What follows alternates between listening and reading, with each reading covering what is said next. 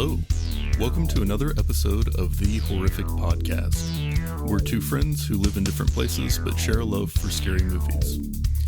Each week we both watch the same movie on our own and then record a conversation together about what we liked, what we hated, if we were scared, and maybe even some larger truths about why people watch horror movies in the first place.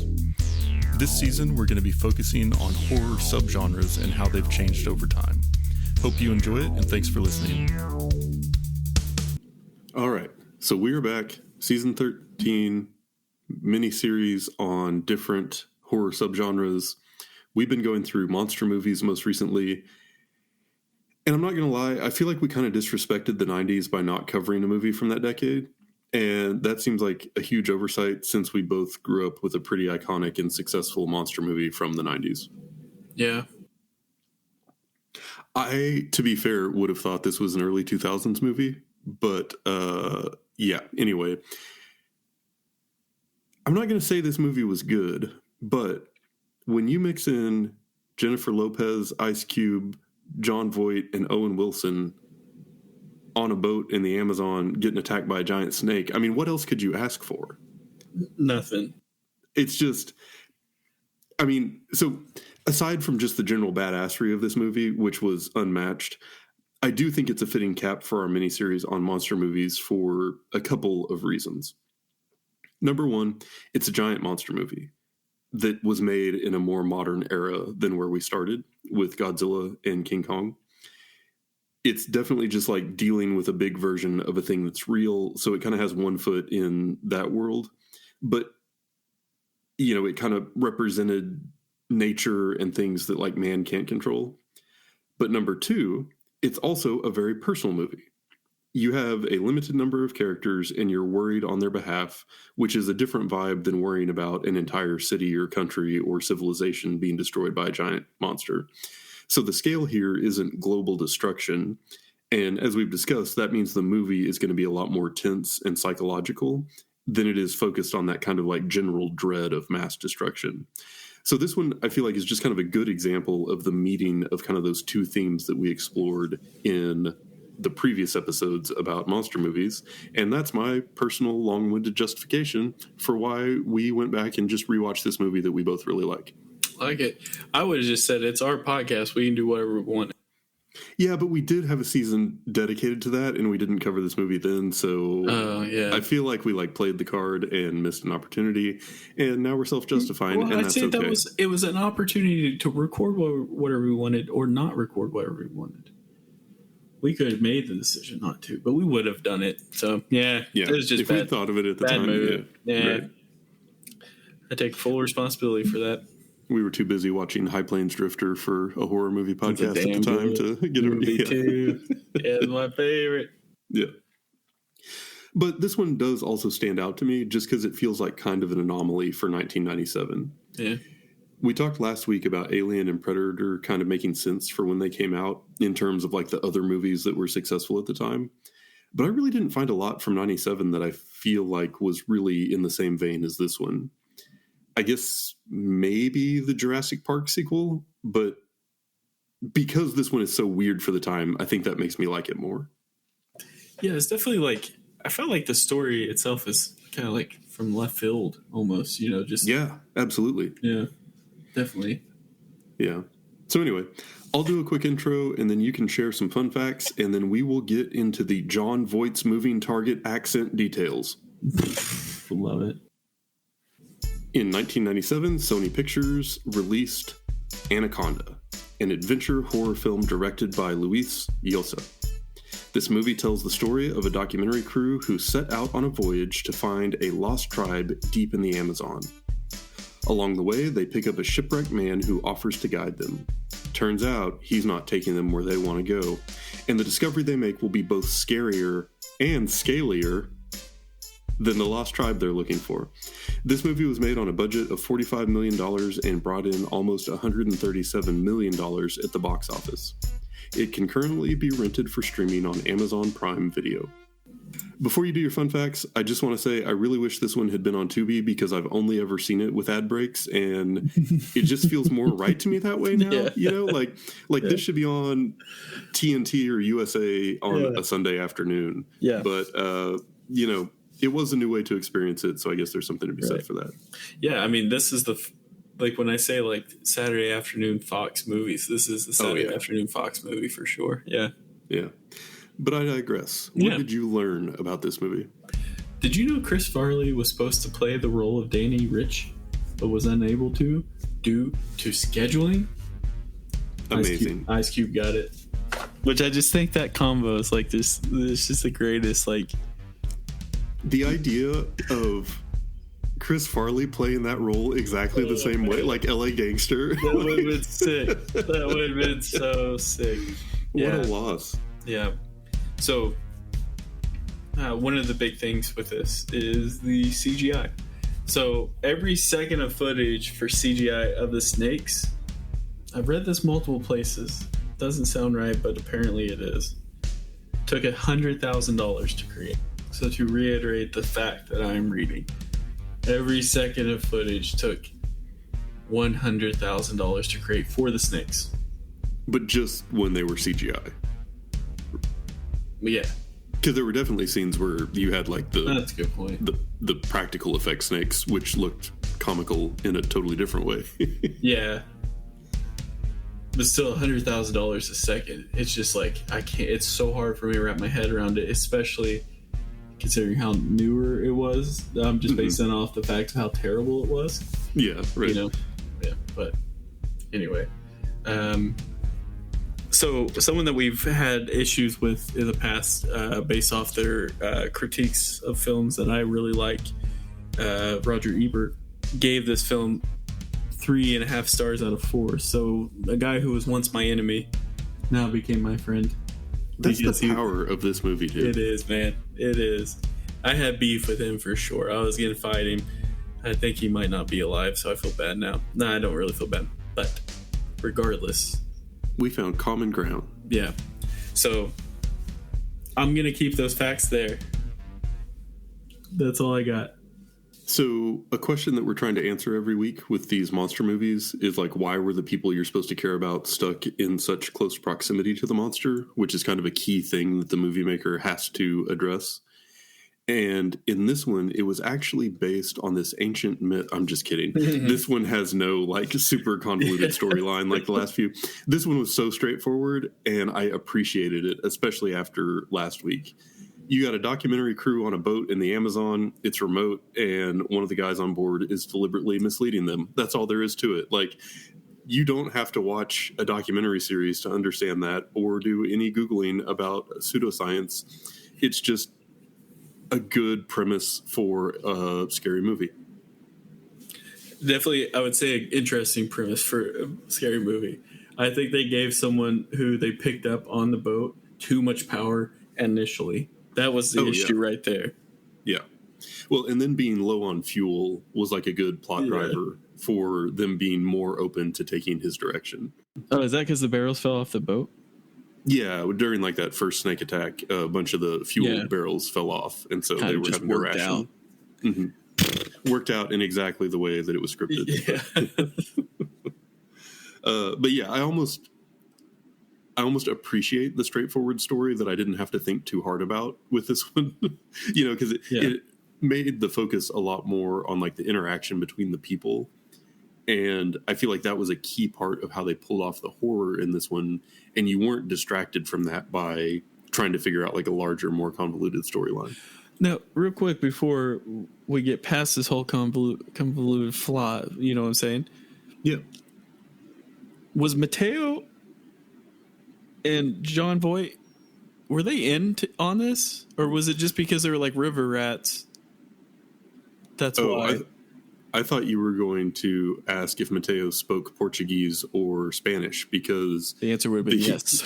Subtitles said Portuguese every time he talked, and everyone insisted on only speaking to him in like broken white person Spanish, which I thought was kind of funny because those are definitely different languages. Checks out. But yeah, and the people that speak one cannot like super well understand the other, just for reference, whatever. Anyway, yes, I think there was some amount of collusion between them. Like, Mateo definitely knew who John Voight was and did not raise an alarm about it. So I would say they may not have been, like, planning this whole thing from the beginning, but they definitely were both aware of John's motives, I think. Okay. I'll allow it. I mean, you could definitely tell they were in cahoots, or there was something. Oh, yeah. Yeah. Since we're talking about people talking, John Voight's on-again, off-again accent was the true horror of this movie. It was the worst. Like, it was kind of amazing in a terrible way. And I don't know. It's like he couldn't make up his mind if he wanted to be Ricky Ricardo or Scarface or just normal John Voight. Like, he just oscillated. Well, I was going to say, like, between them. I feel like if he had kept his just normal voice, it would have been less confusing, because there were definitely times where he had spoke and I was like, that's a New York accent that we're hearing right there. Right. That's not like, what is happening? I also, like, I didn't do any research into this, but I really like to think that that John Voight, when he signed on, he's like, and I'll do an accent, and they're like, no, it's cool, man. Like, you don't have to. He's like, no, it's good. I got it. Yeah. And they're like, no, we really don't. And he's like, it's fine. I got it. This is what they got with it. I like to think that it was the thing he came up with on, like, day 10 of shooting. And so, like, all the scenes from before that were, like, interspersed in the movie, you know, were him just talking normally. Yeah. But he, like, got bored with it or something. Yeah. But man, that was memorable. Yeah. It was the worst. I think it was, like, the one I've noticed the most, like, where accent going in and out. Oh yeah. Oh man. Yeah, it was great. There was also a lot of just unnecessary snake action in this one. Like, the anacondas, I get that was, like, the part of the movie, but I feel like there were just so many snakes being thrown around or, like, tossed in people's faces for basically no reason throughout the rest of the movie too, that it was just, like, almost like ambiance. It kind of reminded me of one of those movies where the like Land of the Dead, where, like, the setting is just zombies, and so they just work in zombies a lot, even though they don't really matter to the story as much. And in this one, it was just snakes. It was like, anytime anything happened, like, there's probably going to be some snakes. Yeah. You blow up the dam and the river, and, like, it's just like rain snakes for 10 minutes. And then, like, people were freaking out, but it was just like, next scene is like everything's okay, and it's like, I would still be freaked out, like, thinking there's a snake in some corner. Like, we found a snake skin in my backyard, and I still won't go back there. I'll have my son go out there and be like, hey, are there any snakes, before I step foot. No, I'm just kidding.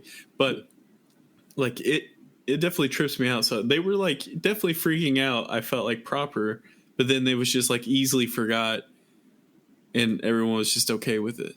Yeah, right.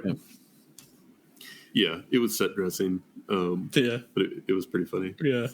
So. But I will say, man, I'm freaked out by snakes. I don't like them. I hate them. This is a nail in the coffin for that one. I think that this movie played into that hard. It understands that most people have, like, an aversion to snakes. Yeah. And so the fact that they were just in your face the whole time really created, like, this sense of anxiety that kind of underpinned everything else that was happening. I actually think it's normal to be afraid of snakes. The people who aren't are the weirdos. I'm just saying. I just want to point that out there.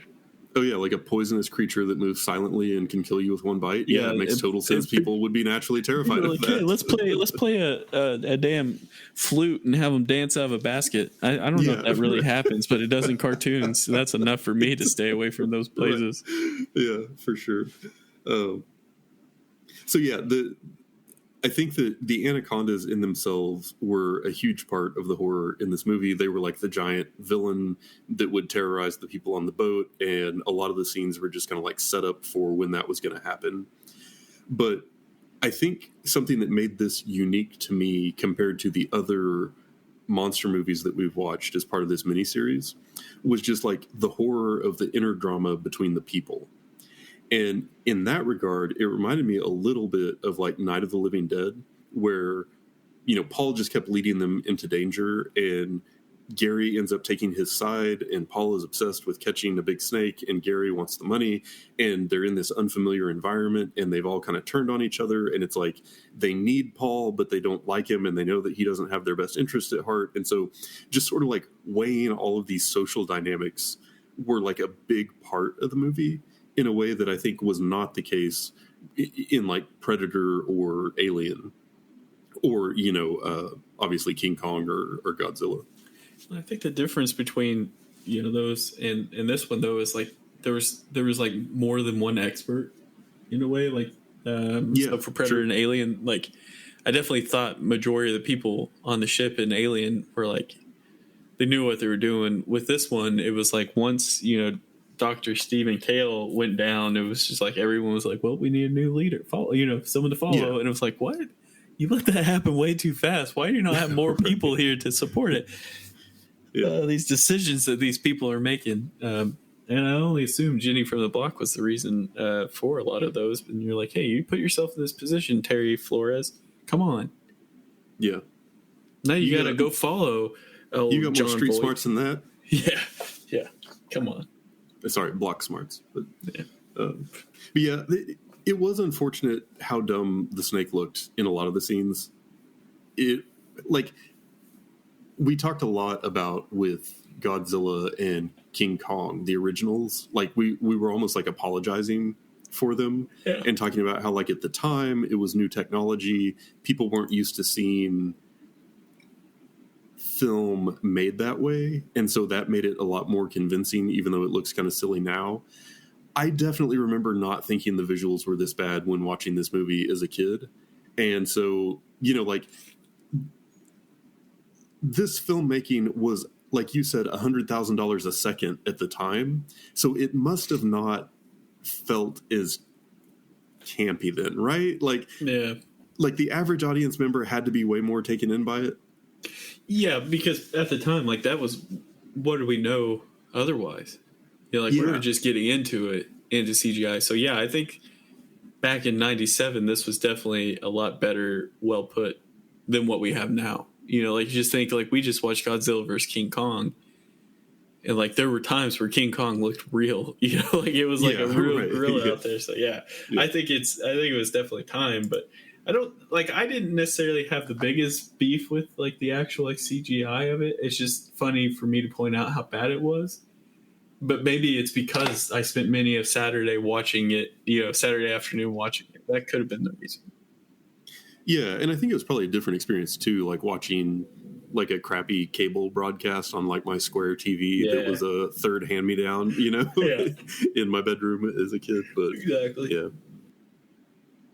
So anyway, the visuals could be a little distracting in this one to me, but the overall story I thought wasn't as completely dependent on that. Like I said, they mixed in a lot of the interpersonal horror and just kind of like the stress and almost like the kidnapping feel of it. And then the smaller snakes, which I think a lot of times, they use either real snakes or very convincing practical effects.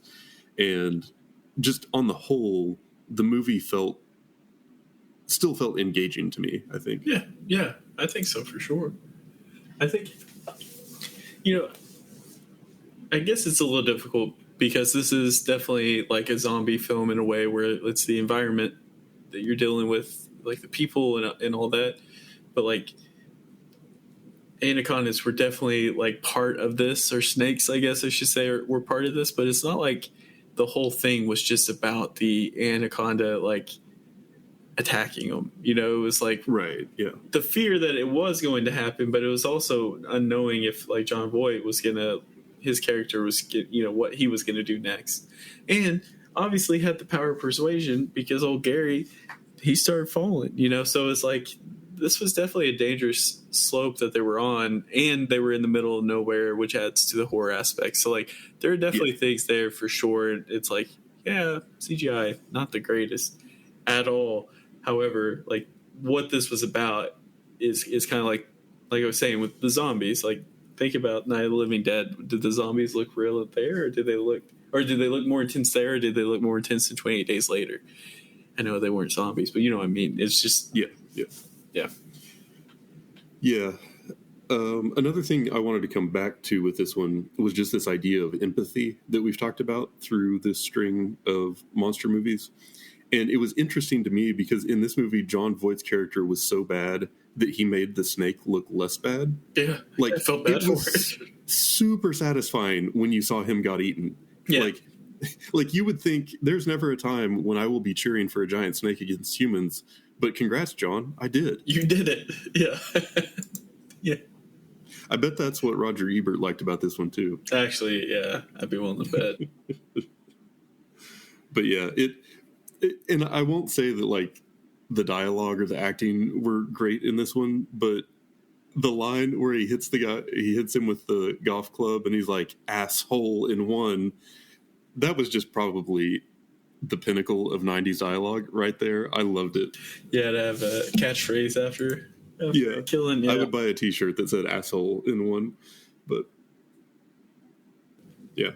That definitely I feel like that would have made more sense on like Alien vs Predator, right? Based off of like the Predator lingo that we went through. Yeah, for sure. But it was actually too clever. Yeah. But yeah, and then I guess the only other thing I had in my notes on this one, because I didn't take a lot of notes, I'm not going to lie, I just sat back and enjoyed this movie. This was for viewing pleasure. Yeah. Yeah, and that's just that this one definitely had a Hollywood ending, not a horror ending. That was kind of the one knock I had on it was, in the end, it's not like you had the big cliffhanger where you're like, oh no, snakes are now going to take over the world, or, they made it back, but one anaconda was on the bottom of the boat the whole time. There was no like twist at the end. It was just, they made it out, they survived, and Jenny from the block will go on locking it down, for the rest of her days. Yeah. Yeah. I was going to add something. It's just, I think Jon Voight was really hard to kill, and I didn't understand that piece of it. It's not like this guy was the strongest person in the world. I don't understand why Cube couldn't have just stabbed him from the get-go. Cube's obsession with that tiny little knife, as if that was going to make any difference at any point, was kind of funny to me as a subplot. That's what you're using? Yeah. But, yeah, same with the note. I mean, like, this was... Like, we didn't watch this to learn about snakes. Like, we watched this... We knew what we were getting ourselves into, and that's what I recommend. If you haven't watched this, like, know what you're getting yourself into. CGI is not great, but, like, that's not what we're here for. We're here to see, like, humans get swallowed whole by snakes. Like, that's what we're all curious about. And the answer is yes, it happened. So you might as well watch it. Also, snakes are a lot harder to kill than... maybe it was just bad aiming. I guess I had a little bit more beef with this film than I initially thought too. Not in the moment, though. In the moment of watching it, you're just like, it's hindsight. Yeah. It's definitely hindsight, because you're like, that's definitely not like a semi-auto rifle that you're shooting, and you're not racking the chamber every time. So that's like a simple mistake, that kind of irks me, because it's like all you have to do is show them like load, cocking the gun again. Yeah, that's fine. That kind of gets me. It's fine. Everything's fine. It did it in Alien vs Predator 2. Desert Eagles don't have like 20 rounds. They have like 7. I mean, you ever played a video game with it? Well, I mean, maybe Ancient Alien technology had a way. That's a good point. I didn't know it was. I just looked like a desert. You're right. Yeah. Right. Yeah. Anyway. So, like, when you watch this, just have a good time. Like, it's a party movie. Throw it on with people in the house and take a drink every time Jon Voight, like, his accent goes away. Like, I guarantee you'll be plastered fast. Yeah. Make yourself some nachos. Sit down, forget about your problems, and enjoy this movie. Yeah. Damn right. But yeah, this was a fun way to end our miniseries on monster movies. I've really had fun with this. Like, I definitely have gotten more out of these movies than I expected to. And I think that in the future, I have a much better frame of reference for watching monster movies and, like, appreciating them for what they are.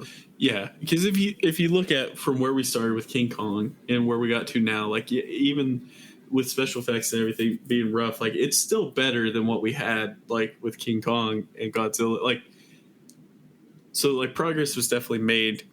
I definitely couldn't recommend this movie enough. It should just be on your weekly rotation. And also, Tubi, get it together and just get it by now. Like, come on. Yeah, Tubi was really not delivering for monster movies. Twice. Which is crazy, right? I mean, they were such a go-to for some of these other miniseries that we've done. But listen, anyway. It's probably just some big corporation trying to bring them down, I'm sure. It's not Tubi's fault. Probably Real Good's fault. Ooh, yeah. Yeah. Actually, Real Good has been real good to me lately. Actually, it was for the last two.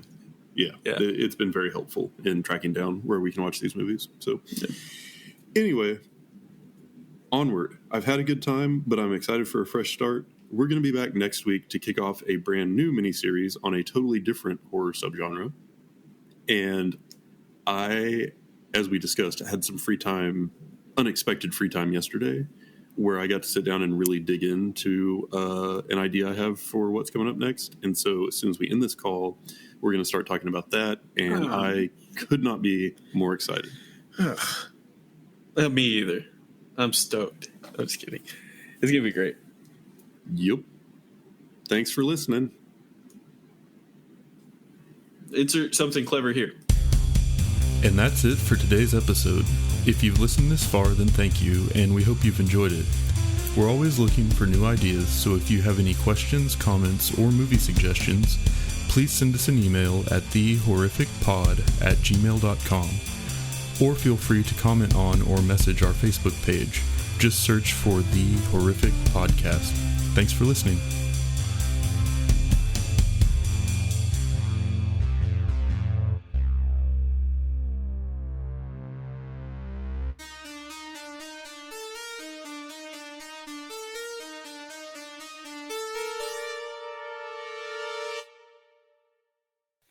I'm going to make some noise for just a second that'll have to get edited out. I'll edit this one. I still got the gunk in my head, and so I'm having to just take sips of Gatorade between like every thing that I say, and I finished my first bottle. So here we go. Nice.